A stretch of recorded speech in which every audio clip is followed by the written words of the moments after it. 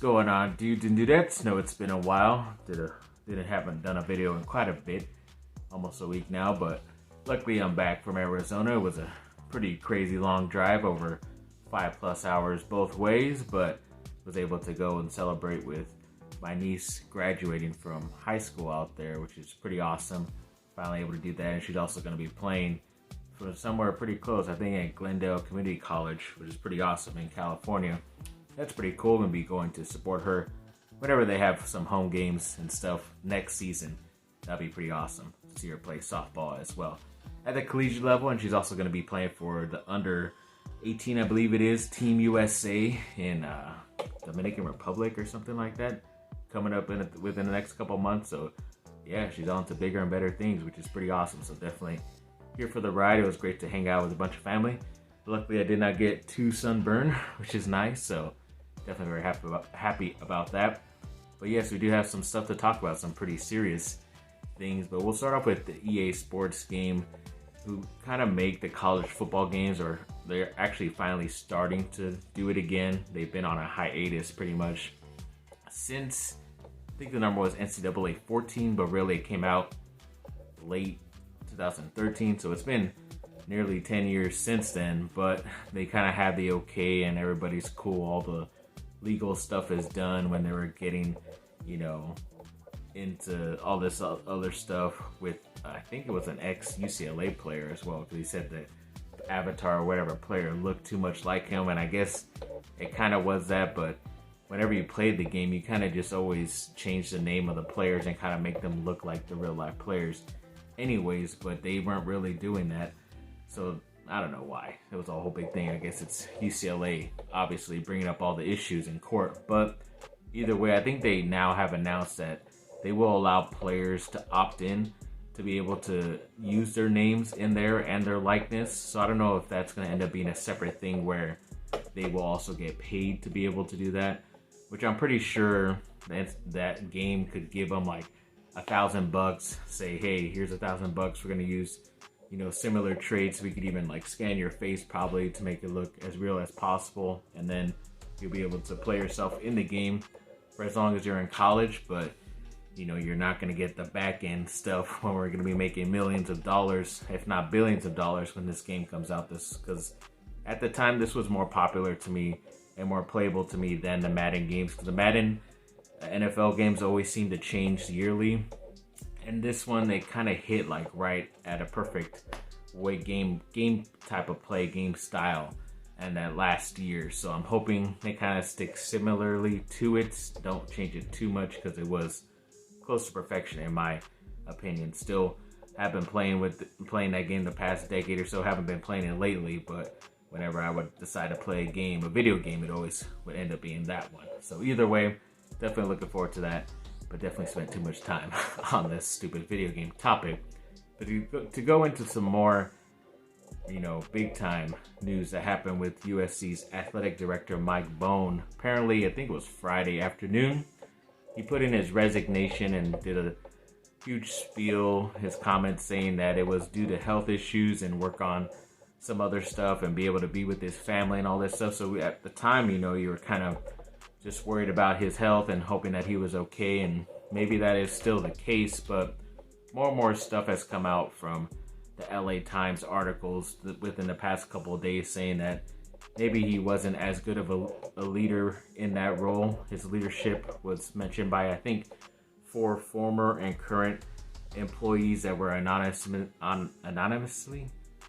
put into that story, saying that, yeah, he was late for meetings, or even at times when it was like interacting with certain people around the campus, he might say like, oh, that's a beautiful haircut, or nice dress, that's a beautiful dress. Apparently, if that was what he was saying and people are still getting upset about that, it's kind of weird how this society works nowadays, that you can't even take a really G-level compliment from a person, especially a guy, an older guy. But, he just seemed like a more wholesome Midwest kind of person, not like a creep or anything like that run around a lot in LA. But I don't know, it is kind of weird that these stories are coming out, especially from ex-employees. And I think a couple of the ex-employees were upset that they weren't able to get meetings with him, excuse me, or upgrades in their pay, even though they weren't part of like some of the more important sports at the place, because obviously football and basketball and other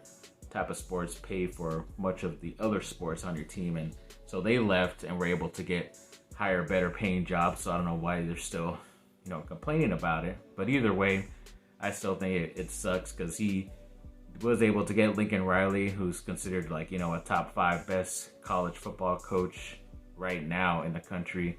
And, I just don't know where they're going to go from here.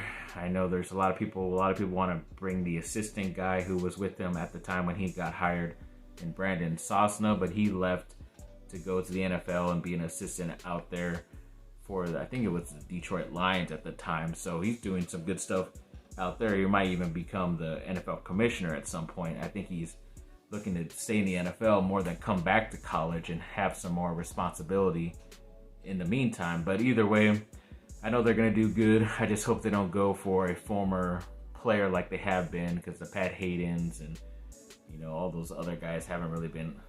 It wasn't Marcus Allen. Who was Lynn Swann? Yeah, he was pretty bad recently. But I mean, if they went to a guy like, Matt Leinart, who does pretty good, he's a pretty good guy. Ever since he left college, he did have some of his party times while in college, but since then he's been doing some really good stuff with his own companies and being able to work on Fox Sports as well. So either way, I don't know who they want to bring in, but hoping that it's done quickly, because the next seasons of a lot of these big things are coming up soon. I'll be talking about baseball and how, the now ex Mike Bohn, USC athletic director, has helped a lot of the sports since he arrived. But yeah, they definitely need to get going. And luckily, Lincoln Riley did release a statement, the head coach for football, that, luckily he's still committed to USC. It's not like because of this happening he would be leaving or anything like that. I know a lot of people were worried about that, but either way, I still think maybe some new blood might be a good thing, but we will see. It's definitely going to be very interesting. And the Chargers made a signing the other day, signing another defensive lineman in Nick Williams. I think he was most recently with the Chicago Bears, so I think the head coach Brandon Staley might have coached him at the time. But either way, it's good to add some depth along that defensive line, especially some older guys to be able to help out the younger guys, to be able to build them up, and until those guys get healthy, like an Austin Johnson or Tito Aguanilla, who are still recovering from injury, so be able to add some depth in that area of that position on the roster. So definitely looking forward to that. And a lot of big stuff happening with the House of Victory signings and who they've recently partnered with. So I'll get into that right now. They recently signed the cornerback Sierra Wright. They signed the running back Austin Jones, the offensive tackle Elijah Page, wide receiver Brandon Rice, backup quarterback Miller Moss, third string quarterback and freshman Malachi Nelson, big time deal for him, running back Raleek Brown, and defensive lineman Jack Sullivan. And they also partnered up with a company called Baker Tilly to be able to help a lot of those college athletes that are signed to their collective, to be able to help them out with like tax stuff once tax season comes around, and when they're getting paid during these separate events, because it's not all part of the same umbrella. It's not like this player and these players are going to be able to get the same type of ads and stuff and all that. But when you do get it, you will be able to understand that it does have to be taxed. You can't just accept everything and not put it, especially when you're in California. So they will be able to help them managing those taxes and then other stuff as well. So that's pretty cool that they're going to be doing that for them and not just letting them out to dry and get in trouble later in their life. And for Duke basketball, yes, a couple of interesting stats for a lot of the returning freshmen that are happening, and obviously the older guy, Jeremy Roach. So I believe this is the first time since 1985 and the 86 season that their top 4 leading scorers have returned on one team, which is pretty cool. But then there was a number, I want to get it correctly. 2585 is also the most points returning to the same school, at least for Duke, in their history since 2016 and the 2017 2017 season. So I think that was probably with Grayson Allen and Luke Kennard returning back, some of those guys. So either way, that's pretty cool stats. It's just obviously building up more momentum for us Duke fans, looking forward to this team in the fall and hoping that everything goes healthy and copacetic until the summer as they're getting prepared, and then hopefully competing for the Final Four and National Championship next March.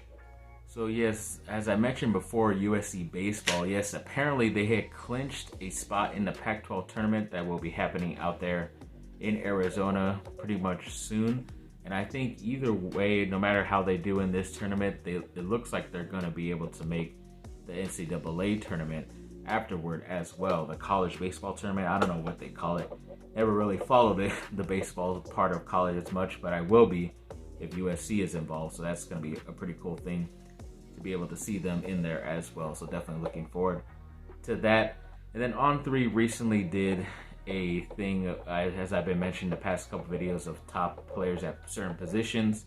And according to their top returning offensive tackles, at number 5 of USC is Jonah Monheim. It's pretty good. He's definitely one of the more versatile guy because he did play on the inside at guard early in his career. Now he's been pushed out to tackle spot, I think especially right tackle. So either way, it's definitely going to be a high draft pick, at least in the first or second round, hopefully the next year's draft, if he does decide to go out. And 247 Sports, one of their writers, recently did like a top 14 of the NBA draft, which I think is like the lottery picks. And I think at number 13, he had Dariq Whitehead from Duke getting selected that high. He was the only guy selected in that lottery area, which is pretty surprising because I thought Derek Lively was getting a lot of hype and stuff, and I thought he would get selected high as well, but looks like he's not, which is pretty surprising. I still think either way he's going to be a first-round pick, and pretty sure the Lakers are going to lose pretty soon too, so he better be a late first-round pick, if anything, to my LA Lakers. But yeah, it's pretty interesting to see Whitehead up there, even with the injury concerns and him dealing with that recent injury, but it looks like he will be fine, so he's going to get selected high, at least as of right now, which is pretty cool. And yes, speaking of those Lakers, yes, they play tonight. You didn't see any updates or stuff in the beginning of this video because they are now down 3-0 as of the game. I think it was Saturday. Yeah, so the first 2 games were close. They lost by under 10 points in both of those. They had a chance to win on the road in Denver. So either way, I thought they were going to be able to come back at home on Saturday and get the victory. At some point in the fourth quarter, they did have a lead. I think at least a 1-point lead. I think Rui Hachimura hit some free throws. LeBron was subbed out, and within like those couple of seconds, the Lakers were already down by 4 or something like that. So then he had a sub right back in. It was only for like a couple of seconds of gameplay. And then they ended up losing because I think Denver ended up going on like a 13-0 run to end the game, and the Lakers ended up losing at home. It was the first time they've lost at home since like late March or something like that. So it's pretty crazy, and it's surprising too that Miami won last night also. So now they lead their series 3-0 over Boston. So now it's Boston and LA trying to be the first 2 teams to come down 3-1 in the conference finals, because I'm pretty sure, who was it, LeBron did it, or not even 3-1, because they're down 3-0, so they would have to win 4 straight. So yeah, it's gonna be the first time since then, which is pretty crazy. I don't know if Adam Silver is that much of a wizard that he would try to force the NBA referees to make sure that both Lakers and Boston continue to win games and upset and meet in the finals, but I wouldn't mind a Denver and Miami matchup because they look like the teams that are playing better as of right now. And whether it's, the Lakers or Boston, either of those teams somehow completing the comeback and making it to the finals, the other team I think would have the advantage because they had to work so hard to get up into there, and I'm pretty sure the other team would have had at least another couple days extra to rest. So either way, I know the Lakers and Celtics were trying to battle it out for the 18th title, but it doesn't look like that is going to happen, and it looks like it'll be Denver or Miami. So I'm going to be rooting for the Lakers. Obviously, I have their 2020 championship shirt on tonight for the game, but I don't know. It looks pretty dim because I think LeBron kind of looks like that injury is pretty serious because he has not been able to turn it on, and with Anthony Davis not showing up and other guys missing shots and everything, D'Angelo Russell playing like crap, which I kind of don't mind because I really don't want to bring back D'Angelo Russell. I'd rather have to pay Austin Reeves $20 million than to pay D'Angelo Russell above that. So either way, it's kind of like whatever, in my opinion, as of right now. But if the Lakers can continue the series, that'd be pretty cool. But if not, then I'm kind of ready for the offseason and looking forward to the NBA draft. So either way, good luck to them tonight. We will see. And yeah, thanks for watching, people. Like, subscribe, comment down below. Let me know what y'all think. Have a great rest of your day. Bye. Go Lake Show.